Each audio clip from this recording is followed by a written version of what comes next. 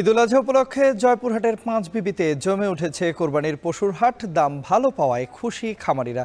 এ নিয়ে আমরা আরো বিস্তারিত জানবো। আমাদের সঙ্গে যুক্ত আছেন সহকর্মী সোহেল রানা।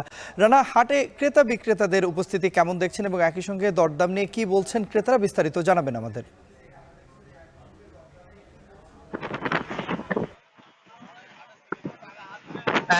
কুরবানির ঈদ যতই ঘনিয়ে আসছে ততই জমে উঠছে সীমান্তবর্তী যে কুরবানি পশু হাটগুলো রয়েছে সেই হাটগুলোতে কিন্তু পশু বেচা কেনা জমে উঠেছে। তবে গতকাল থেকে বৈরী আবহাওয়ার কারণে এবং বৃষ্টির কারণে কিন্তু হাটগুলোতে কিছুটা ব্যাঘাত ঘটেছে। এখানে ক্রেতা বিক্রেতার উপস্থিতি কিছুটা কম দেখা গিয়েছে, যার কারণে প্রচুর যে দাম সেটি কিন্তু অনেকটাই বেড়েছে। আমি এই হাটে পাঁচবিবি যে ছাগল হাটটি রয়েছে সেখানে এসে দেখেছি যেটি, এবং ক্রেতা বিক্রেতার সাথে যেটি কথা বলে জানতে পেরেছি যে এখানে সর্বনিম্ন 8,000 থেকে সর্বোচ্চ প্রায় 40 থেকে 50,000 টাকা পর্যন্ত ছাগল বেচা কিনা হচ্ছে। এবং এই ছাগলের দাম গত বছরের তুলনায় এবার বেশি হবার কারণে যারা খামারি রয়েছেন তারা বেশ ভালো দাম পাচ্ছেন বলে তারা বলছেন। এবং যারা ক্রেতা রয়েছেন তারা বলছেন যে আসলে গত বছরের তুলনায় দামটি বেশি হবার কারণে তারা কিছুটা সমস্যায় পড়ছেন। যদি দামটি কম হয় তাহলে বেশ ভালো হতো বলে কিন্তু তারা বলছেন। এবং বেশ কিছু অভিযোগ ক্রেতারা করছেন যে বেশিরভাগ সিন্ডিকেটের কারণে বাহিরের ব্যবসায়ীরা আসবার কারণে